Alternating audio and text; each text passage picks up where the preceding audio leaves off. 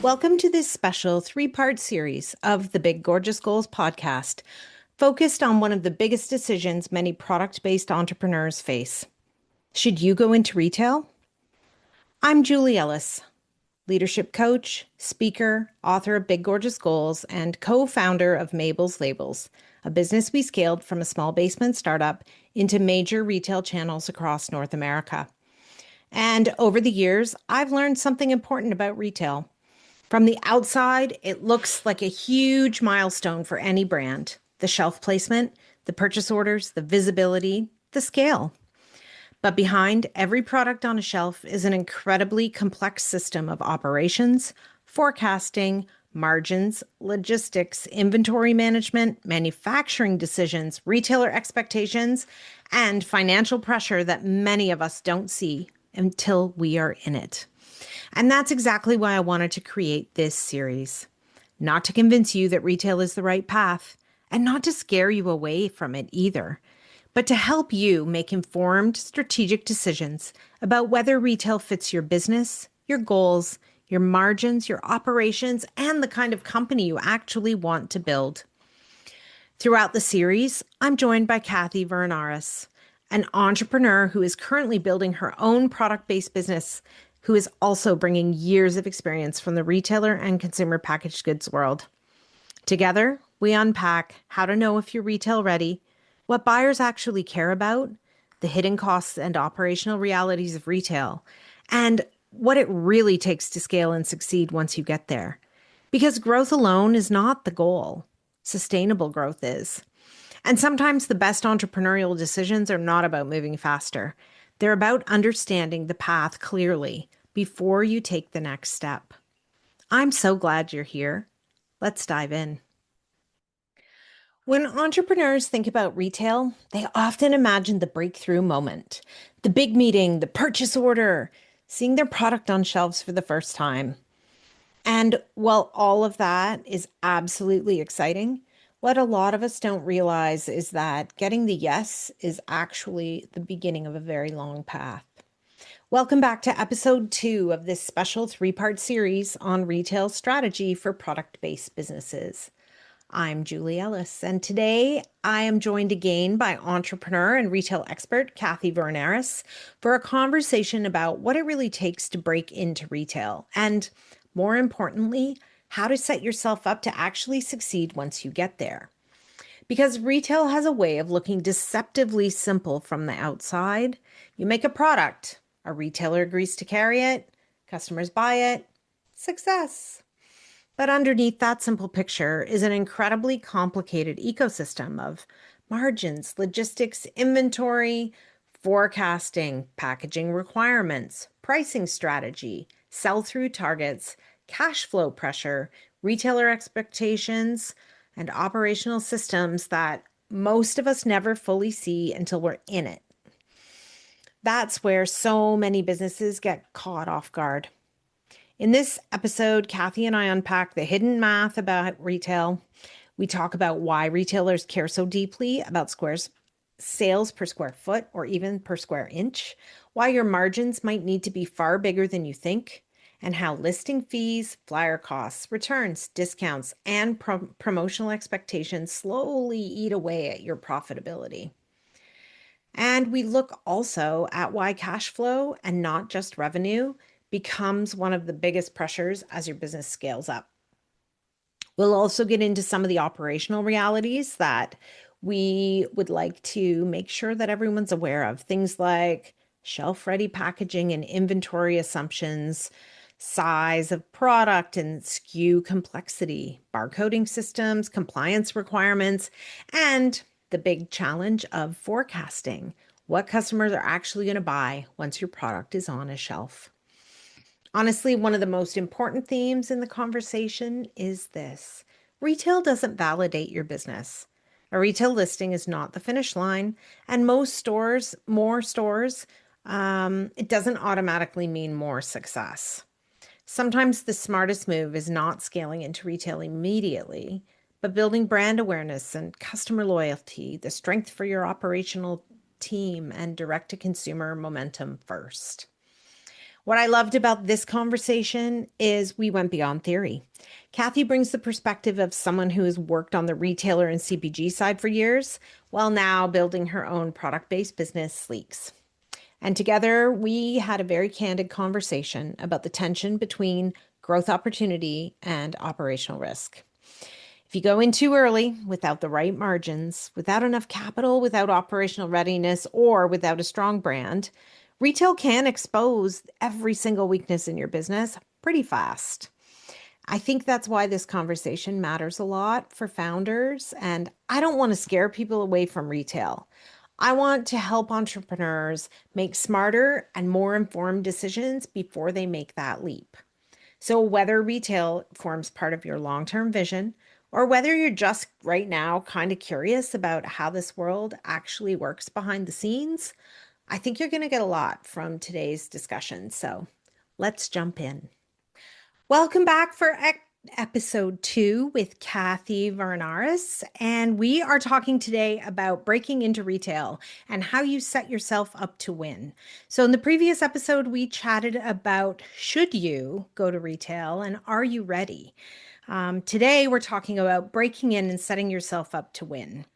And so, you're ready. I mean, how do you know? We talked a little bit about this last time, but let's just recap the sort of you've made the choice with your startup, Sleeks, not to go to retail right now. And just recap for me why that is. A couple of things, but the number one is we don't have enough brand recognition. Yeah. And I would say number two is that we have the margins, we've got the foundation, all of those things, but it's also cash flow, right? Yeah. The expense of the investment of inventory. Yes. Which and is to have huge. it go. Yeah, it's huge. And in some ways it's the curse of the more successful you are, the more that capital requirement grows. Absolutely. Yeah. Yeah. With any product based business, whether you're direct to consumer or retail. Yeah.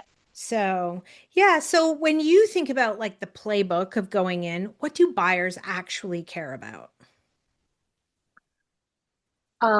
They care. So, from the perspective and from where I sat before, it was Yeah. always based on sales per square foot, Yeah. right? That is their number one KPI. And so you need to understand, and that's like it's a monthly, and then it's measured monthly and annually, because a lot of large retailers only change their assortments once a year, and Yes. if you're lucky, they change it twice a year, Right. right? Yeah. And so that's really really good to know as well, Yeah. right? So if they're what they're measuring your success as a brand and a product on is monthly sales adding up to annual sales. Yeah. Yep. And that makes So sense. And I think even where we were in stationery, they talked even about sales per square inch because right, you're into like a lot yeah, of thin, little yeah, tiny bitty things, yeah, yeah, that you yeah, can have hundreds of products in that 4 foot in a section. square foot, yes, for sure, Exactly. yeah, yeah, Yeah. yeah, for Yeah. sure, yeah. Yeah. Yeah. So And what do you think as small brands who, as mhm. we said, should establish themselves, but when they go to pitch, what is it that a big retailer, what is it they'd be swayed by from a small brand? What appeals about bringing a small brand in? Um, well, a lot of small brands, a lot of digital brands have really strong followings, like Yeah. almost like, they're TikTok famous or they're Instagram famous. So that is Mhm. one. Yep. Because I think that that's one of the first thing buyers look at when they look at a Yes. new brand. Yeah. So I think that that's really important. And that's Hmm. why for me, I'm really looking to scale my digital business Yes. Become for that known, reason, become the to become name. known. Yes, Yeah. exactly, Yeah. right? Yeah. So Yeah. And I can say, yeah, when we were pitching Mabel's Labels to retailers, we were pitching the story of, four moms in a basement, celebrity following, social media sensation. We had the following, we had all of those components. That yeah, was part of what we were pitching to people for sure. exactly, yeah. Yeah. And I think that that's critical right now. Yeah. Yeah. So And so one of the things we talked about in the last episode was that sort of, 8 to 10 times cost for retail price.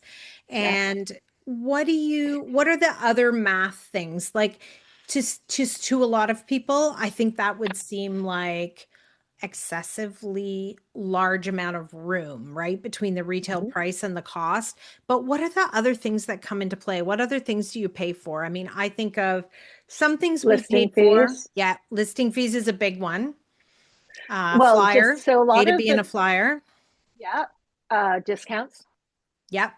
Returns. Returns, yeah, and Yep. returns is often an assumed percentage, Yes. Well, and the right? other thing too, I think, is if you have an end cap or any kind of special display, Yeah, you paid for that. The absolutely. retailer does not pay for that. No, no, for sure. The other thing too is a lot of the large retailers are not corporate, they're franchise, right? So Yes. there's two fees. What Yeah. so the head office or the corporation wants to make a percentage, and then the actual franchisee needs to make A generally. So percentage. do you know what keystone is? When something is doubled. So Right. if something sells for retails for $10, the retailer wants to make five, Yep. right? But in a franchise situation, like a lot of drugstores are Yes. franchise where the pharmacist owns the franchise, but Yep. it's run by a big corporation. Yeah. So, but the head office wants to make 20 points. So that 20 Right. points is off of retail, off of wholesale, Yeah. right? Yeah. So that's So, where then you're looking at a 70%. correct. You're getting 30 Absolutely. out of that $10, you get three and they're going to get seven. Correct. Yeah. Yeah. Yeah. Yeah. Yeah. So So yeah, that's where your product needed to cost you $1, right? I mean, that's right. just to go Yes. back to that piece, right? Right. And Yeah. it is also, I think, one of those things that it is in all of those, like a 1/4% here and a 0.5% for that and 1 and 7/5 for that, and you don't actually realize what the big picture is as it all dilutes down in through your Yeah. P&L to your bottom Yeah. line of did you make any money doing this? Right. And so that's, Yeah. those are fixed costs in those situations, right? Yes. You have Yeah, no there are some control over things them. like, yeah, do you have to do the flyer? Do you have to pay that extra money? No. Right. Do you need to pay the listing fee? Well, yes, if you want in. Unless you can become a brand that is desirable and they Right. want, right? I mean, there are other Exactly. paths too. And that's where I want to get to, Yeah. hopefully. Yeah. So yeah. Yeah. But it like for Mabel's Labels, it wouldn't make sense for you not to be in the back to school, flyer, Exactly. right? Exactly. And for Yes. me, it wouldn't make sense for me not to be in the incontinence flyer, Of course. Yeah. right? Yeah. So if they're doing a whole thing on depends and always and toys, Hmm. wouldn't make sense for me not to be in that. Mm-mm. So No. and so for me the issue is that because those are big brands, they upcharge those kinds of flyer placement. Yeah. So in back to school, there would probably be quite a few smaller brands that are not that are fun and really fill a niche and whatever. Hmm. But in the space that I'm in, it's even so just SEO words have a charge based on the kind of competition that uses the same word, right? Right. Yep. My SEO is 4 times average. Wow. Yeah, Right. Because it's not, I mean, the one thing difference with children's products is, yeah, it's fun, it's playful, right. and it can evolve. Whereas, yes, when you have a more constrained, It's a commodity. guardrails on your category, your Yeah, costs it's look a a little commodity. different. Yeah, Yeah. it's a Yeah. commodity. So Yes. incontinence underwear is a commodity.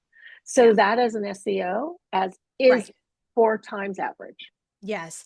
And I would think that it's the kind of commodity where they want to get people's dollars for it because it means they need to come every month and buy the product, right? So Right. there's a Yeah, loyalty, return, footfall kind of absolutely.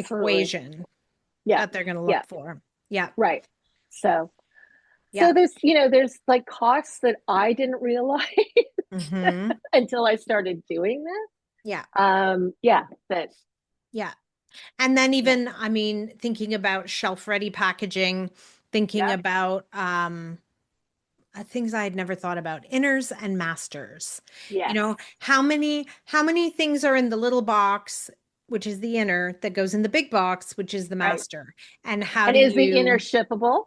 Is it yes. shippable, right? Yep. Because Yep. it has to be shippable, Yep. because they need to be able to easily break up the master in the warehouse Yep. so that the Break. inner can be shipped Yep. to To a individual store, stores. right? Because you Right. send your big boxes to a warehouse owned by Correct. the retailer where they break them out and ship them into stores. Correct. Yeah. And that's Yeah. sometimes like I think about as somebody who sold something quite small.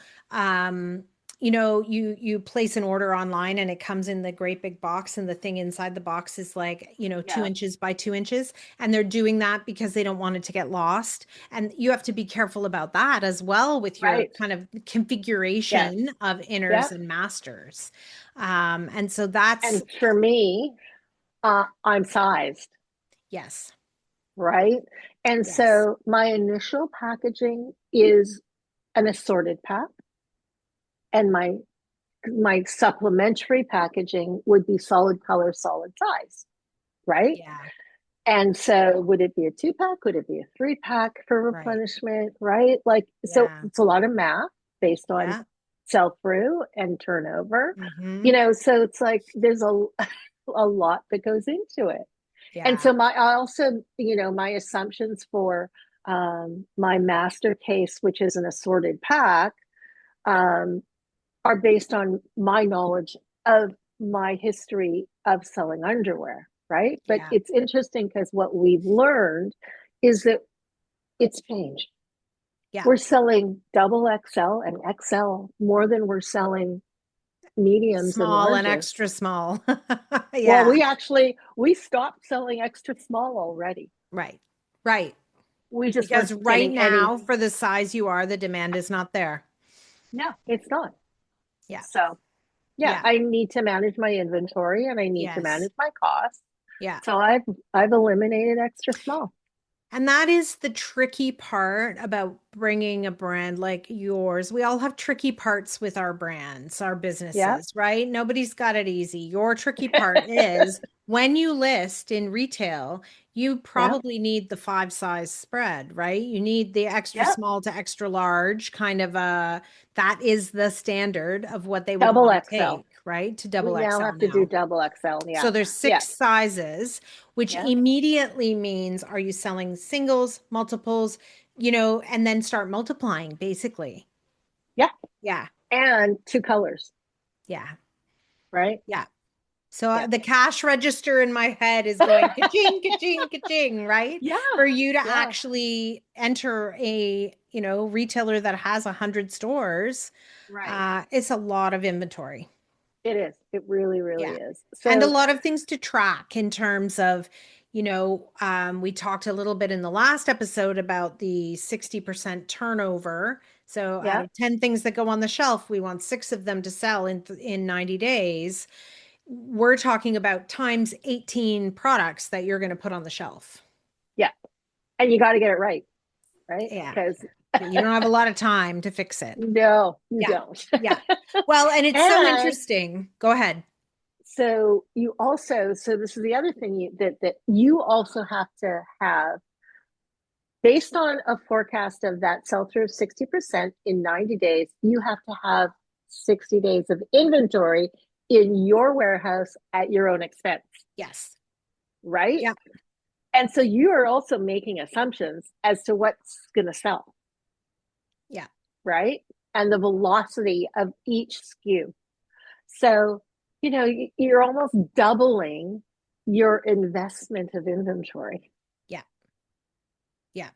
Yes. And then what if certain sizes or colors aren't selling and then you've got an overabundance of Yeah, inventory? Mm-hmm. correct.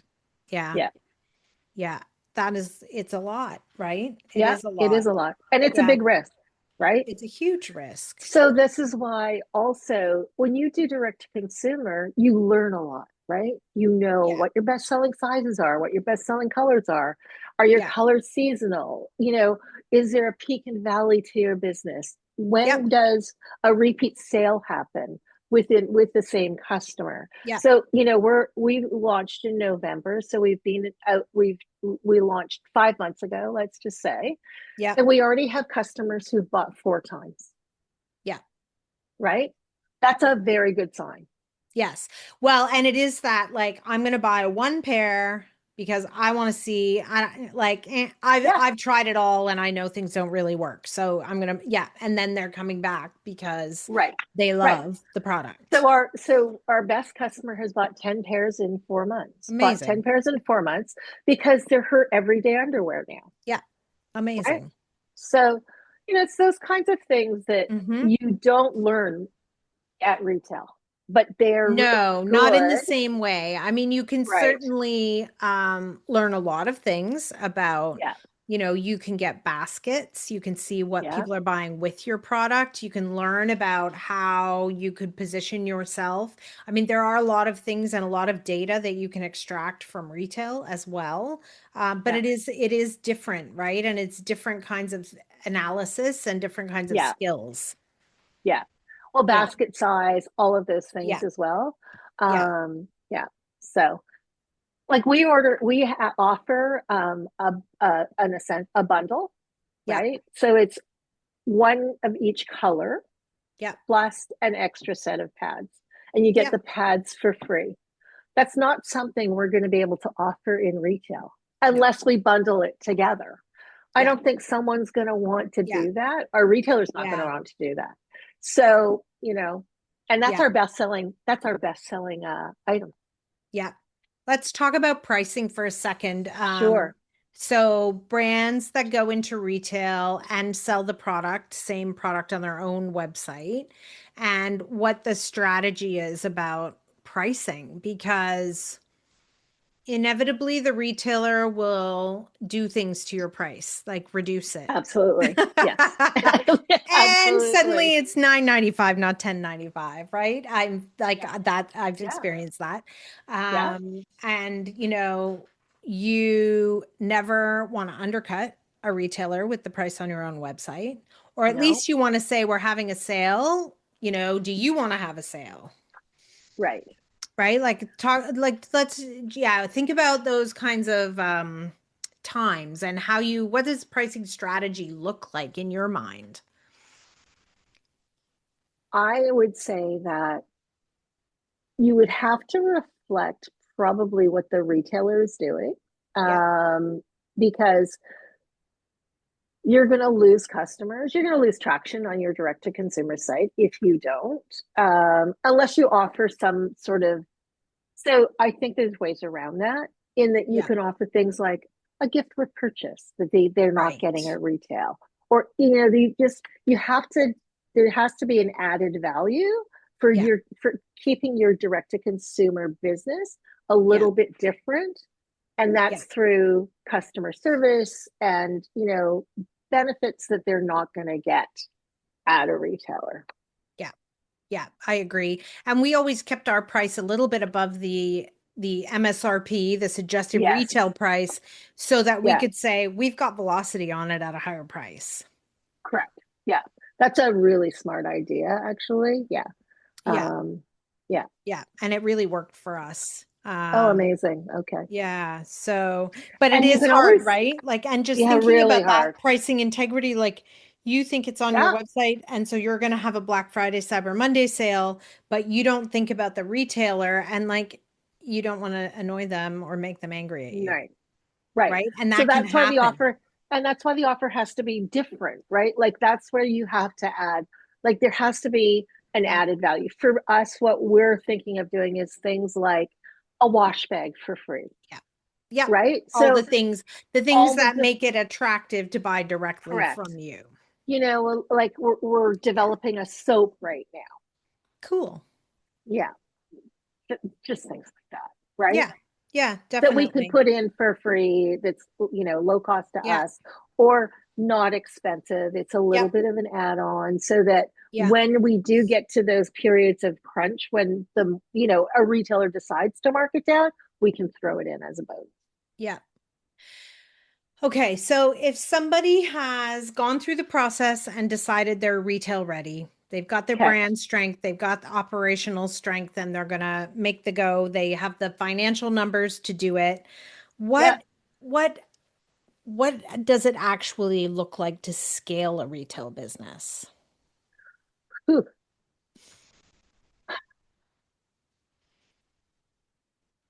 that's a good question. Yeah, well, here I have some thoughts, so I'll share Okay. those and then you can add yours. Like Okay. I think it involves a product roadmap Yes. where, you're starting here and next year you're going to bring newness and Right. freshness and expand your line, so to speak, Yes. with the retailer. Yeah. I think it also involves, building the capability in your team to handle many Yeah. retailers and how you do Yes. that because everybody's, my learning was like, you think you've learned one major retailer's system and then you get another one and their system's Different. entirely different, like it just, Yeah. it's a constant Well, learning. so one of the kinds of things is like even just a barcode, right? Yes. So I Sounds started so with GS. easy. It sounds so easy, but I started with GS1 compliant barcodes because Yeah. they're global standard barcodes. Yeah. If you buy a cheap barcode and it's not compliant to multiple retailers, it's like a data nightmare. It's like Yeah. an inventory tracking nightmare. Yeah. So that just is one little thing that you don't even Yes. know you have to think about. Yes. Well, and that's a great point because that's like at the very beginning of your business, you decided that Right. even though you're not courting retailers right now. No. And so, and I do see that. The other one I see a lot of times is like labeling requirements and language requirements for labeling. Absolutely. And Um, packaging requirements, like labeling on your packaging. yeah. And so because we have to be compliant to Health Canada. Yes. So you've It got, is yeah. major. Yeah. So any claim that we make has Yeah. to be tested and validated in a third party lab.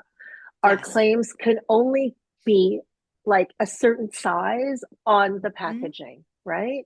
you Mm-hmm. know, any also English, French, and that Mm-hmm. changes on a regular basis. Like Yeah. Health Canada can pull our product from a shelf if Right. they If you're find not. one thing that's not Yeah. compliant.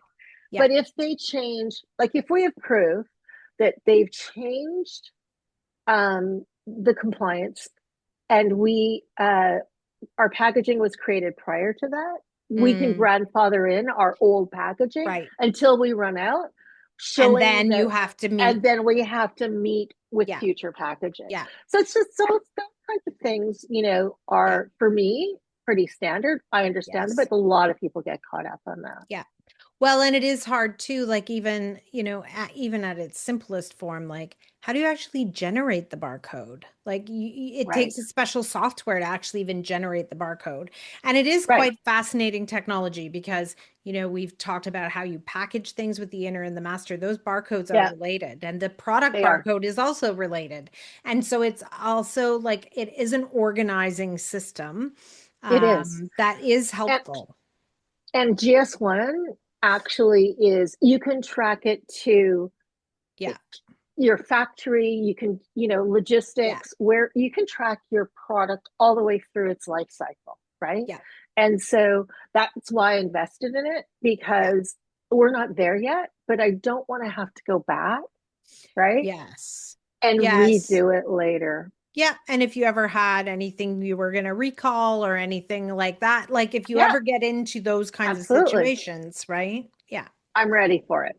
Yeah. Yeah. So, Yeah. yeah. Yeah. Um, what are the big pitfalls to watch about in this phase, do you think, as somebody gets a toehold in retail and starts establishing themselves? Well, I also think you have to be really, you need to understand the different kinds of channels in retail as well. Because what Hmm. we're talking about is really big retailers, right? Yes. I would Yeah, say for sure. that in a lot of cases, you might want to start with smaller, sort of independent or small chains or Hmm. whatever. Test whether you're retail ready or not, Yeah. right? Just Yeah. test the processes, Yeah. understand the logistics back end piece. Like, you know, going, once you're in, there's no going Hmm. back, right? Yeah. Into those big guys. And Hmm. it's hard. Yeah. So I would suggest, like, for you, the kind of thing that you could do, like there's lots of smaller stores that you could go Yes. into, Yep. right? Um, Yes. so I think that's, for me, there's independent retail, there's independent drugstores. Yeah. You go to a small town and a drugstore is like the department store of the small town. Yes. That pharmacist knows everybody who goes into the store, knows them by name, knows exactly what their issues are, and knows what to sell them, Yeah. right? Yeah. It's That would true. be, to me, where I would rather start in Hmm. retail Yes. than before I go to the big guys. Yeah. Well, and I often saw, in the children's product space, Yeah. a lot of people would start with Whole Foods Right. because you could not sell to Whole Foods as a blanket and get into all their stores. You basically would get like one regional person to buy Yeah. into you, and that was like 20 or 30 stores, and you could get your toehold, get in. If you were successful, they'd refer you to the next region and the next and the next, and Right. eventually maybe you'd get to being national. But it Right. was a good toehold for people who had like kind of green products in the children's Yeah. space and that sort of thing. But it is Yeah. like somebody like that. Like when I think back to my first retail experience, I had a buyer who believed in us and Right. who knew how hard it was going to be to get us working the way we needed to. Right. And I didn't know that when we went in. And it Right. was very hard. It was hard for us to figure out, like we didn't have the money to send people into stores to check our displays and Right. like some of the big companies, like if you go to like a Unilever or like one of those really big companies, they have another company they hire with a team that goes, and those Yeah. people go in the back room, they bring the product Yeah. out, they set it up Yeah. properly. Like Yeah. we did not have money for that. Right. And so you're relying on, store staff to execute for you, and that's always difficult, Always difficult. you know. Oh, my earbuds are gone. So I remember sending my dad into a store to check something for me. And, he came back and said, no, it's not there. And so we call the store, get to the department manager. They'd say it's out. My dad would go back. Finally he sent me a text that's like, they're lying to you. It's not there. And but that was just that. And like, this was one store out of, hundreds of stores we were trying to check, and so that is a definite challenge. And we did find some, there's a great company called Field Agent where moms are shopping and they sign up for it and they check for you. Like we yeah, found ways, but it takes amazing. that ingenuity, right? Right, absolutely. I mean, there's Yeah. lots of companies that do it. I don't know if you've heard of Yeah. Mosaic, but Mosaic works more in sort of fashion and Yes. accessories, you Yep. know. So they go in and they check a section because they have lots of Yes. customers in that section, right? So they Yeah. look at you and all your competition, Yeah. which is good actually, Yeah. right? It So is good, but and they report back if they see something, so it's yeah. good so they're kind of your eyes in the store. Yes. So Yes. And when you can't afford eyes in the store, that's where you have to get very creative. And it is kind yes, of an interesting, way for these small brands, like interesting and complex challenge to figure out how to navigate some of this stuff. So, absolutely. Yeah, yeah. So I for think we've sure. kind of covered off like the myth busting of like getting in is the hardest part. Yeah. No. More stores does not necessarily equal more success. Correct. And that retail validates your brand. I think we What do do sort of yeah, think for like, sure. we'll make it when we get into retail stores, and that's not really always the case. I think Right. there's, a lot we can do to build really strong businesses. But I also recognize that, in some categories, in some ways, when you build your brand to a certain level, you need to go to retail. That is the way Absolutely. it works. And as much as we said, like, how are you going to be found on the shelf if you're skincare? If you are makeup and skincare, there are places that people do expect to find you eventually. Right.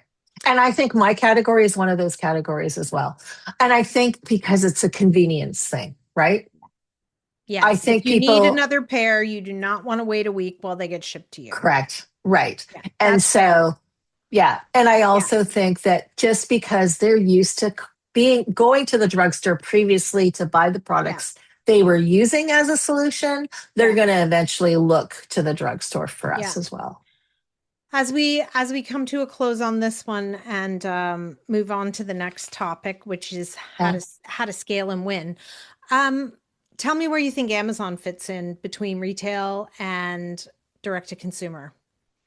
That's a very interesting question. And I think that it depends on the category of product and the Hmm. product itself. Um, I do think that everybody looks to Amazon now. Like even my mother scrolls Amazon. Like I think it's entertainment for a lot of people, Hmm. right? They're bored. They're like, like let me just see what's available on Amazon. Hmm. Um, and For me, there's a lot of risk in Amazon because I have a patented product. Right. Um, and so the risk for me is that Amazon itself will actually copy the product and put it in Right. their basics or whatever, which is a really high risk. So I'm Yeah. really not going on to Amazon. The other thing, too, is Amazon's really expensive, Right. Yeah. right? People don't Yeah. realize how expensive Amazon Yeah. is, And, especially if and you're Prime. and again, we're coming back to math, That's right? right. Yeah. Yes. No, you've And, got to have good math on all fronts right. because it Absolutely. is really that tool you need for decision making about how you're going to do it. Right. I think And what also, retail you're going to go out at, right? yes. Like so Yep. again, it's like Yep. the integrity of your price again. Yeah. And it is also like a category thing because I can tell you as an author, Yes. Amazon is the largest bookseller in the world, and if you don't put your book on Amazon, you are losing out as an author Right. in that Right. space. Yeah. So yeah, Like it's so yeah, it's like a everything, category it's thing, right? yeah, Yeah. absolutely, and like everything, Yeah. it's a decision. It's a Yeah. decision as you It go. really is. But they Yeah. feel like I know they're a big retailer, but they sit somewhere in between pure big Absolutely. retail and pure direct to consumer. So I think they're Yeah. an interesting, and they require expertise of their own. Absolutely. And from what you just said, that kind of in between, how they're in between, they're the cost of being on Amazon is more like being in a big retailer. And I think that Yes. that is not what real, like, I don't think that early stage entrepreneurs realize that. Right. Yes. And so it is that piece of, and if you're losing pennies a sale and you think, oh, I'm just losing a few cents, like, no, because the more you sell, the greater that loss is. Um, Correct. and putting your price up and making more money is, yes, it can be done, but it's very difficult. Hmm. It's Yeah. very difficult to do. And that's why when you start your business and you launch a product, you need to know every single channel that you plan to go into and the Yeah. cost of what that is, because it's really hard to raise a price. It's always easy to lower one. Yeah. Yeah. Yeah. Yeah. So, Yeah. Okay. Well, I think we're gonna wrap this one up here, but I think there's some more conversation to have about, yeah, what happens as you scale up in retail and yeah. what happens to your pricing. So we'll Yeah. carry that forward to the next discussion. And Hey, thank you. thanks again. Thanks so much for joining me in this special series on retail strategy for product-based businesses. I hope these conversations gave you a more honest, practical, and strategic look at what it really takes to grow through retail. And perhaps even more importantly, how to decide whether retail is the next right step for your business at all. One of the things I've learned through entrepreneurship is that there is no single path to building a successful company. Some brands thrive in retail. Some thrive direct to consumer. Some build hybrid models. And some discover that scaling sustainably means saying, not yet, or even not for us. All of those decisions can be smart ones. The key is understanding the realities behind the opportunity so you can build intentionally instead of reactively. If this series sparked questions for you about growth, leadership, scaling, retail strategy, or the operational side of building a product-based business, I'd love to support you further. You can learn more about my work, coaching, speaking, and the Big Gorgeous Goals framework at www.julieellis.ca. And if you're a founder navigating growth decisions in real time, you can also learn more about my Pocket Coaching program. It's a voice note-based coaching designed to give entrepreneurs strategic support, perspective, and decision-making guidance exactly as you need them. Because sometimes the most valuable thing in business, it's not another course or another framework. It's about being able to have the right conversation at the right moment. If you enjoyed this series, I'd love for you to subscribe to the podcast, leave a review, or share it with another entrepreneur who's trying to decide what growth should look like for them. Thanks again for being here. And until next time, keep chasing your big, gorgeous goals.